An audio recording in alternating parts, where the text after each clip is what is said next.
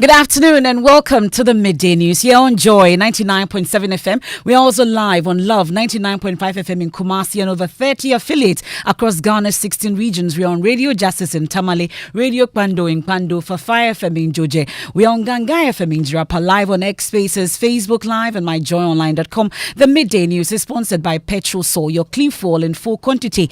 Petrol Sol is always a delightful experience. Also brought to you by Duro Plus Ghana Limited, producers of quality PVC and HDPE pipes and water storage tank with a level indicator. Where Duraplus goes, water flows. This afternoon, Association of Ghana Industries expresses cautious optimism about John Mahama's 24-hour economy proposal, citing politicians' tendency to make empty promises without fulfilling them.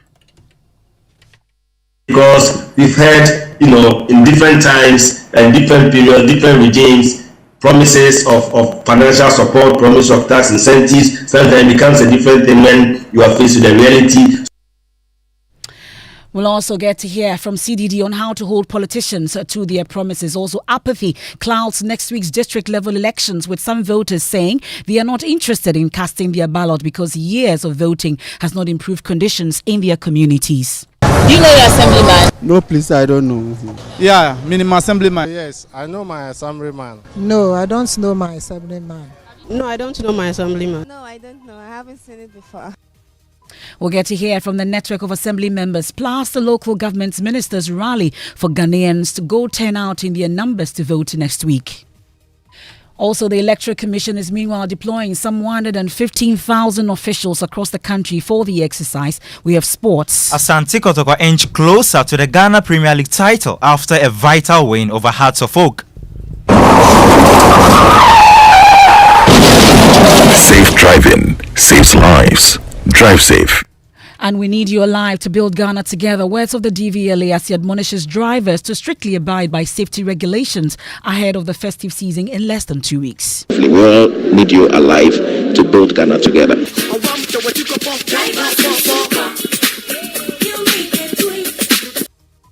We'll also get to hear from a clinical psychologist who's advising Ghanaians to patronize rest amid the joy and merrymaking this Christmas. It does not just benefit you as an individual, but it benefits so many people around you.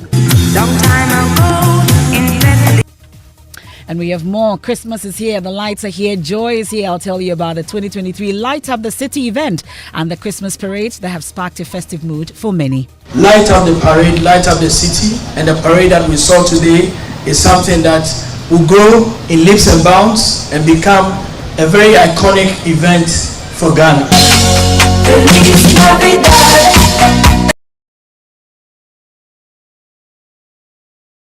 And that's and more in this afternoon's edition of the Midday News. I am Emefa, Apawu, and this is your home of independent, fearless and credible journalism. Please do stay on for details.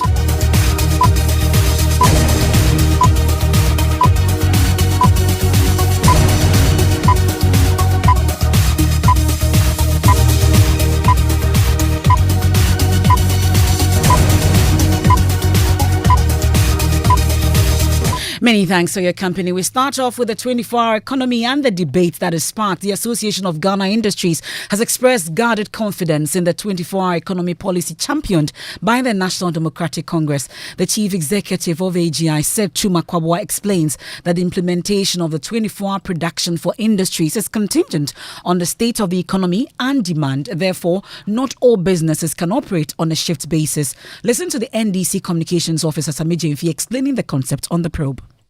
For our economy, we are talking about a deliberate intervention by the next NDC Mahama government to create an enabling environment that will encourage and support several public institutions, businesses and companies to operate round the clock 24/7. That is what it's about. It is not going to be Chinese events. We are not going to say that any business with things that operating 24/7 the profitable is free to do so you're on your own.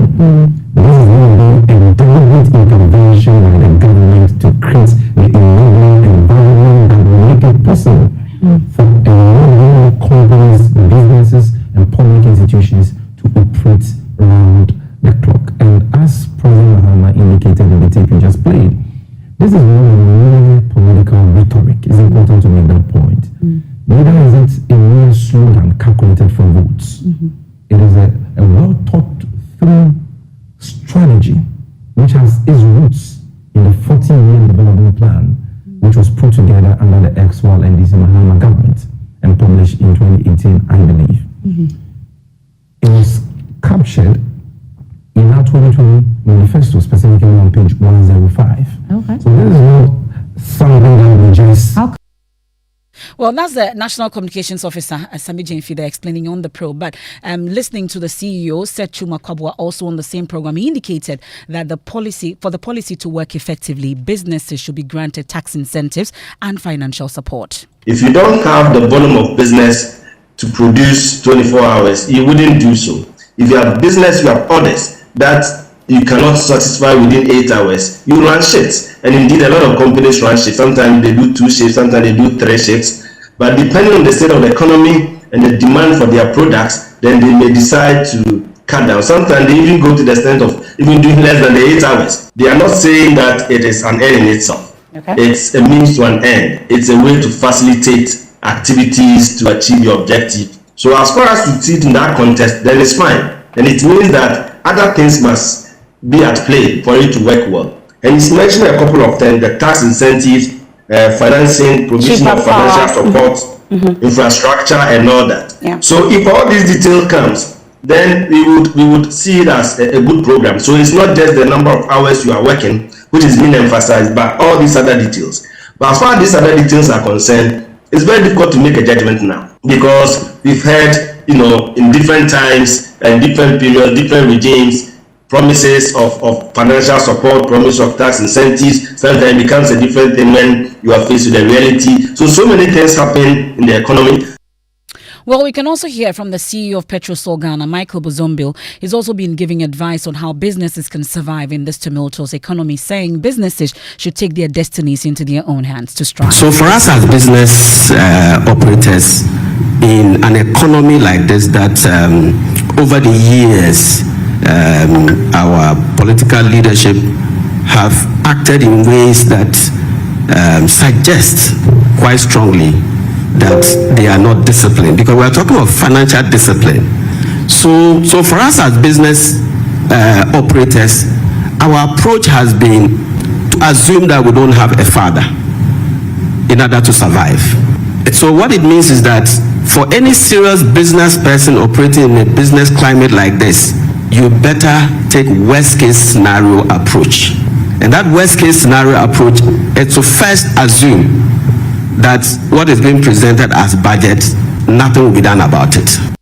That's the CEO of Petrosol Ghana, Michael Buzombil. So how do we ensure that promises made during the electioneering campaigns are really fulfilled? Let's bring in the Director of Programs and Policy Engagement at the Center for Democratic Development, CDD Ghana, Dr. Kojo Pumpuni Asante. Thank you so much for joining us. So what we've not lacked is the ideas from our politicians. Well, we know that they are able to give us beautiful plans that never happens. How are we to ensure that we're holding them to these promises this time? Oh, good afternoon. Good afternoon to your listeners.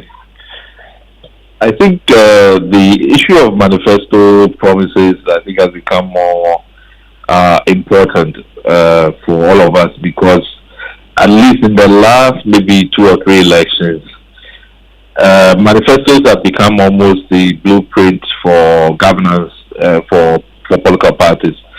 In some cases, it's almost direct from manifesto promise straight to governance. There is no intermediary processes like parliament review or sectorial review. It's just straight to implementation, and there's no room for modification or adjustments to the realities, and it's cost us a lot. And the big example is the free SHS, for instance.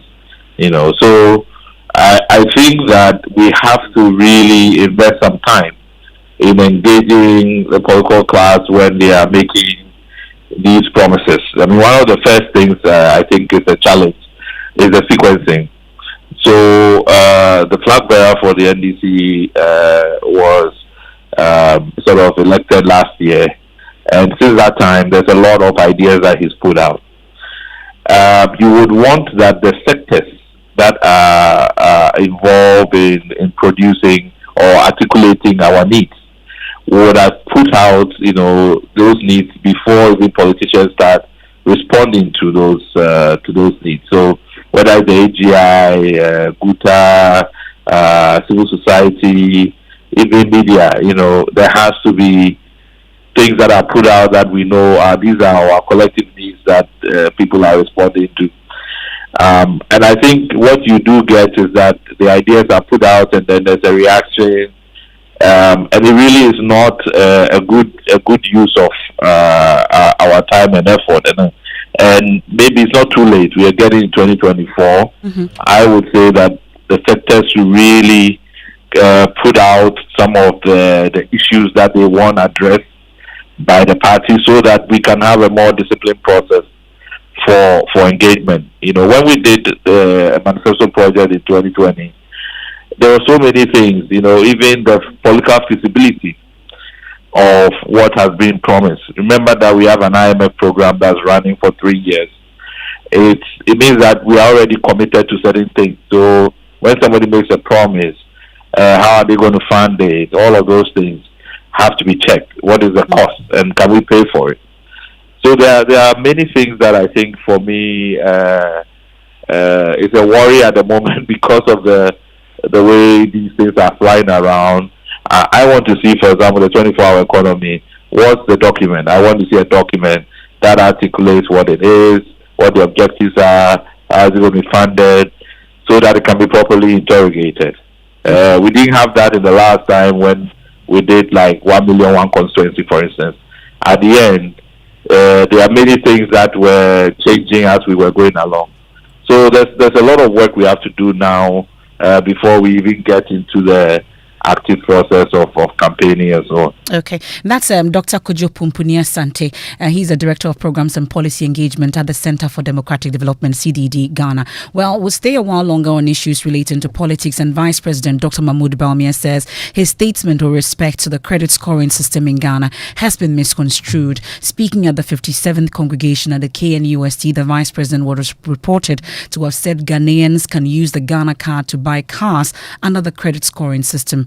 The comment has since generated mixed reactions, but speaking at the Ghana Club 100 Awards in response to these reactions, Dr. Bawumia said plans are far advanced with the Central Bank of Ghana to introduce an individualized credit scoring system that will allow individuals to have access to financial and manufacturing sector on credit. I was making the statement that one of the things that we don't have currently in Ghana is a credit scoring system that the credit reference agencies would normally do. And that statement that I made was, of course, a truism. And surprisingly, some people wanted to disagree with that statement, even disagreeing with the regulator, the central bank, which was saying we don't have that system in Ghana, a individualized credit scoring system. But now with the cooperation of the central bank, I think we are very close next year to introducing an individualized credit scoring system in Ghana that should allow us to differentiate risks between different individuals. And that was the sense in which I said that individualized credit scoring system will have the Ghana card as that anchor, because it's the unique identifier for everybody. And that will then allow credit to be more accessible. And the Ghana card being the anchor, some people misunderstood that I had said that you can take the Ghana card and go and buy a car, which doesn't make sense. You can take the Ghana card and it will help you get credit. And that helps you to buy a car or any other good for that matter. But the bottom line is that as we formalize the economy, we strengthen our companies, we strengthen the private sector, and we make them more competitive within the context of the AFCFTA. Vice President Dr. Mahmoud Bawumia. Now, the National Petroleum Authority, NPA, has asked the Standards Authority and fuel distributors to reevaluate manganese levels in imported fuel. This comes in response to growing complaints from drivers reporting frequent vehicle breakdowns. The NPA is urging a reduction in manganese content from 17 points to 6, indicating a proactive approach to addressing the concerns raised by these vehicle owners. On the Super Morning Show this morning, some drivers who called in explained how they've had to spend thousands of Ghana cedis on replacing car parts. Here are some of them. Two of my cars, Kia Sorento and Honda CRV. I had to change the plugs and the fuel pump within 2 months for the two of them. It was very bad. I didn't even realize that the car just stopped on the way. Then when it was told, they said there's something wrong with the part. I don't know much about car because my husband is the one who does all the works. I think in 2 weeks later, he came reporting the same thing. Kia Sorento, it cost me 1,200, and the Honda CRV almost 1,800 to change those things. Mine is very bad. Every 2 weeks, I have to change my plugs. It costs me 350 to get a plug, and my car is just a 3 plugs. So just imagine if I change the plugs every 2 weeks, I have to buy another one. Actually, mine, I realized that I'm still only checking. I've lost about 1,500 cedis for fixing changing of plugs and changing filters and other stuff. This problem will continue until the oil refinery starts running. Period. Well, some callers into the Super Morning Show today. So weeks after the NPA gave assurance that they're working on this situation, the situation still persists. Let's hear from head of quality control at the NPA, Ubaidallah Kutia Said. If the Standard Act prevails today, even though within the rule is having an untold effect on the cast of people, what is the way forward? And that is why we have actually advised the Ghana Standard Authority, and did not only end there, we also called on a meeting with the importers to require of them, okay, to look again at the fuel that they bring. It ought not to be beyond the 6 and 2 for the regular and premium, so that we are not getting the kind of issues that we're getting today. So obviously we are doing something. Somebody asked a question that why have we actually slept on the job till now that we are talking about the revision of the standard. I think that it is important that institution, particularly of the caliber of National Petroleum Authority, to always be proactive and be able to troubleshoot issues that are coming. But we all would understand that we have limitation to which we can anticipate what issues are going to be. That's the head of quality control at the NPA, Ubaidallah Kutia Said. Let me take you to the courts now. And spokesperson for the new force, Shalima Abuisi, who was arrested last week, has made an appearance at the Kaneshi court. She's been granted 20,000 Ghana cedi bail with 2 sureties. She was charged with allegedly obtaining a student's permit by false declaration. Shalima gained prominence from a new force's campaign video, which not only introduced her to the public, but also highlighted the struggles of Ghanaians under the Akufo-Addo administration. Court correspondent Richard Kojonyako joins us in the studios. He's just returned from the court. So, Richard, let's talk about what happened in the courtroom today. Well, so Emefa, Shalima Abuisi, the spokesperson of the new force, was brought to court in the company of her parents, her lawyers. State prosecutors led by Adolf Abuajasensu told the court that Shalima entered the country under a false declaration in her document that she was a student of the Ghana Christian University College. They say this claim of hers is false because the investigation points to the fact that she is not a student. Counsel for Shalima, Francis Xavier Sosu, pleaded for bail for his client, indicating that every offense is bailable, and more so the passport of the accused has been seized, and there are people who are willing to stand as sureties. State prosecutors then opposed the application for bail, insisting that under the Immigration Act, in offenses of this nature, the burden is actually on the accused, and even though they have the passport of the accused, she can still flee at any point in time because Ghana's borders are porous. So consequently, he says the state is interested in her mission in the country. The court, after listening to both sides, granted her bail in the sum of 20,000 Ghana cedis with 2 sureties. So as we speak, they are going through the processes. As we speak now, the sureties are willing, ready, and available to go and sign the bill. In fact, we have their Ghana cards and documents which they have supplied to the registrar of the court. We are just waiting for their homes to be inspected so that she will be released on bail. It's quite unfortunate that while this process is going on, the NIB is insisting that they want to take her to their custody. that we won't agree, because as a matter of law, when a person is granted bail, the person becomes a prisoner of the court. It means that you brought the person to court and the court is dealing with the person. When the court has looked at the situation, looked at the factual situation and admitted the person to bail, you are expected to respect the order of the court. And that is why we are here. And I am going to be here until the order is executed, because it's quite unfair to this young person, to be holding her for the last 7 days. For what? For a felony? I mean, this is really unacceptable, and we are not going to allow it. How do you treat a foreigner like that on your land? Ghanaians we are also foreigners elsewhere, right? And so how we want to be treated elsewhere is the same way we should treat other people here. Well, we know that the new force has always had a mask as their identity without any real human face to it. Did they make any representation in court today? Also, the veil on their faces have not been lifted yet, but we saw scores of supporters at the premises of the court chanting songs. The fact that some of them say they have known her for 8 years. And Ghana here, I see that there is no peace. There is no peace. All we see is police and no justice. All we see is police. So we need a freedom now. It's a new Ghana, a new face of Ghana, and a new people. Free Shirley. She has been a dual citizen of Ghana. Yeah, she's a half citizen of Ghana, and we know her. And we know her from the grassroots. It's not today.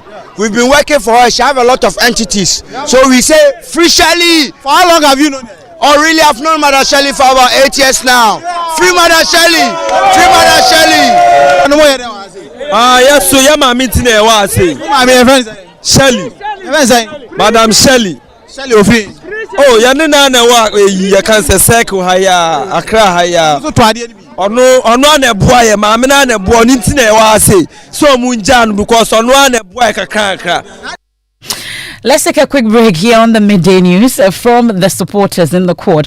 This is the Midday News live on Joy 99.7 FM here in Accra, and Kumasi on Love 99.5 FM. It's proudly made possible by Petrosol, your clean fuel in full quantity. Also made possible by Duraplus Ghana Limited, producers of quality PVC and HDPE pipes. Where Duraplus goes, water flows. Return with sport. And then we'll get to hear about the apathy that's clouding next week's district level elections, with some voters saying they are not interested in casting their ballots because of years of voting has not improved conditions in their communities. And then also Christmas is here, the lights are here, joy is also here. I'll tell you about the 2023 Light Up the City event and the Christmas parade that have sparked a festive mood for many. Light up the parade, light up the city, and the parade that we saw today is something that will grow in leaps and bounds and become a very iconic event for Ghana.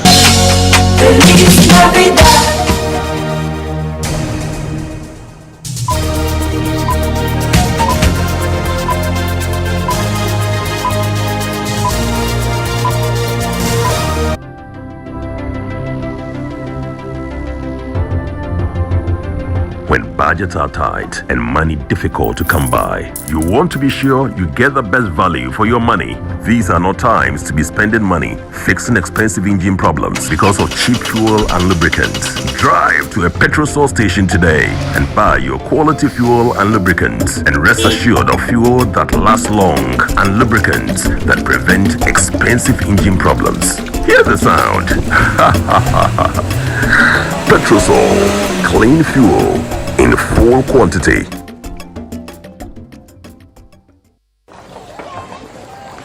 Imagine say water wake up at dawn, no bath, no chop, where it vanish for your area for 2 weeks. You not get one drop safe inside your tank. Hey. Haja, our life was in dangerous. Only our neighbor get water with water tank. Water tank? Yes, water tank. Mamma mia, that water tank get meter for checking water level. That water tank be fine past Kumasi Selendion. That water tank be tough like Ghana Army. That water tank, they carry water pepe, so say some no go left inside the supply tank. What a tank! As my boss, Mr. Poncho, go talk. Beautiful, durable, with water level indicator and accurate volume of water. Water tank. What a tank! By Duraplast.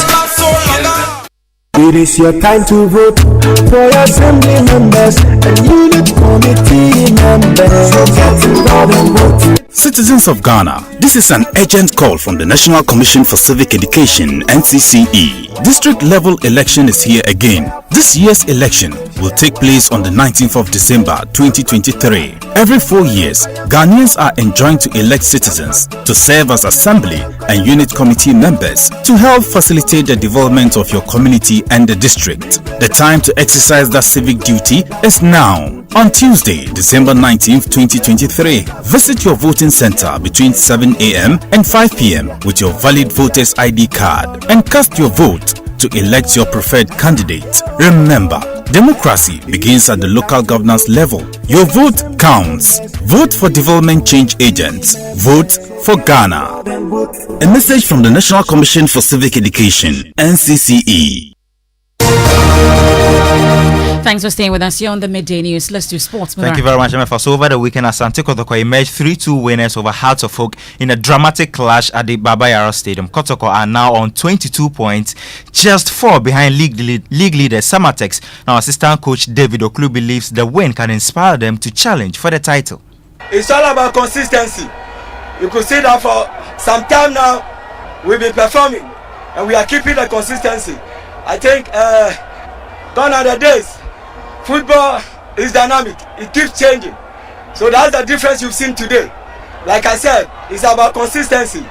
If you see, we've been playing the same thing for some time now and we are getting the result. And I think this will lift us up to fight for the title. Asante Kotoko assistant coach David Oklu. Back to you, Emefa. Thank you very much, Mubarak. Now, some voters say they've lost interest in the district level elections simply because years of voting has not improved conditions in their communities. Those are the responses from residents on the streets of Accra. Their reasons deepen concerns highlighted by local government minister Dan Kwekubuche and some MPs who fear a low participation in the elections. We'll hear from him shortly, but here are some of the views. Oh, that be my assemblyman. No, I don't know my assemblyman. When I talk about assembly elections, Nimuda. Obian to aban. I don't know to abano. Even when you vote for these leaders, they do not do anything in the community. I don't see the reason I should waste my time to vote for them. It's always a repetition. You vote one into power, and they don't do anything until the next elections, and the next person is voted into power. We can now hear from the local government minister. I entreat my honorable members of parliament in this August House to whip up enthusiasm of the electorate to turn out on Tuesday, 19 December 2023 and vote massively for the representatives to their respective district assemblies and unit committees. Now, the Electoral Commission has warned political parties to back off the elections and allow campaign on the candidates' campaign on their own merit. Listen to Director of Electoral Services of the EC, Dr. Sribo Kweko. We are finished with the national training. We have 6,272 electoral. The law does not allow the political parties to sponsor or campaign for the candidates. So I would say that they should stay away and allow the candidates to campaign and contest on their own ticket. They should not be hiding behind any candidate. It is against the law. That's the Director of Electoral Services, Dr. Sribo Kweku. Now, rusty roofing sheet protecting an already wobbly wooden structure with eroded cement bricks on the sides is the simplest description one can give of Christ the Answer RC Basic School at Emefa in the Northtown district. With the shortage of teachers, effective learning has been adversely affected in a number of schools in the area.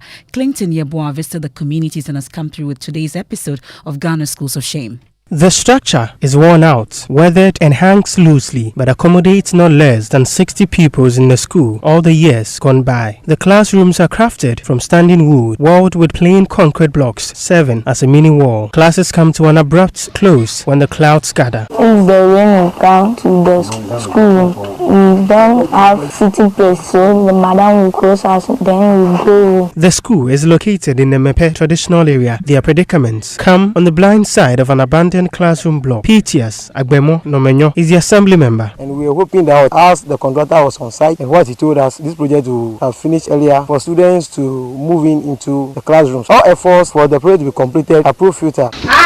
33-year-old Patience Nyamiche is the only teacher handling all the classes from kindergarten to primary 6 since 2015.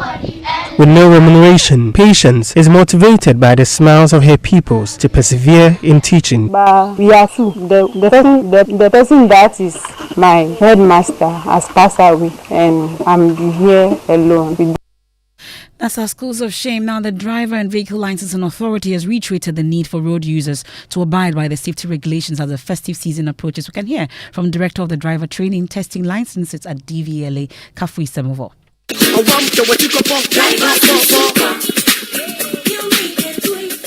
We are approaching the festive season. We know that a lot of people will be traveling back home to their families and loved ones. The caution is, let's all drive safely, avoid drink driving, avoid speeding, and make sure that every time you embark on a journey, you get to your destination safely. And Christmas is here. The lights are here. Joy is also here. Now, let me tell you about the 2023 Light Up the City event and the Christmas parade that have sparked a festive mood for many. Maxwell Agbagba has more. 3, 2, 1, and 0. There we go. Take a look, people. There we go. Feliz Navidad.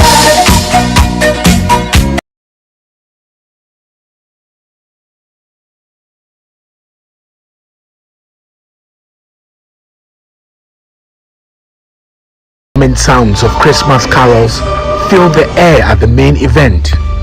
Speaking at the 2023 launch of Light Up the City, CEO of Jandel Limited and the brain behind the decorations, Afia Moru, said she's hopeful that soon other regions will also get to benefit from the joy the Christmas lights bring.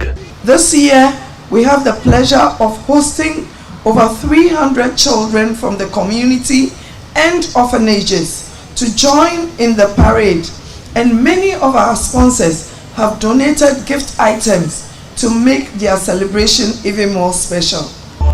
Chief Executive Officer of the Ghana Tourism Authority, Akwesi Ajiman, is optimistic Light Up the Parade will become bigger and an important event on Ghana's Christmas calendar. Everybody has to be part of the celebration, and seeing that kids from Jamestown, from Osu, from Adabraka, we're all part of the celebration today, is something that we must applaud. Light up the parade, light up the city. And that's how we end today's edition of the Midday News here on Joy 99.7 FM. There's more when you log on to myjoyonline.com. I am Emefa. Apawu Living Word with Pastor Mensa Otabil is up next. Have a good afternoon.